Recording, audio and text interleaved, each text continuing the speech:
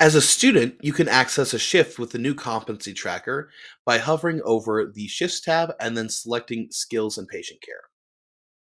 Here, you'll see a list of the shifts that have either been assigned to you or that you've signed up for. Or if your program allows you to create your own shifts, you'll be able to do so from these options here. I'm going to select a shift that's already been signed up for. And as you can see, the new competency tracker user interface loads.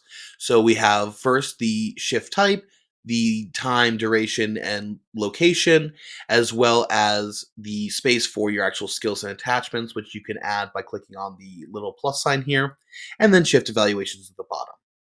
As with the previous skills tracker, when you've completed all the work in your shift, you can click lock shift, and then it'll be ready for review by your instructor.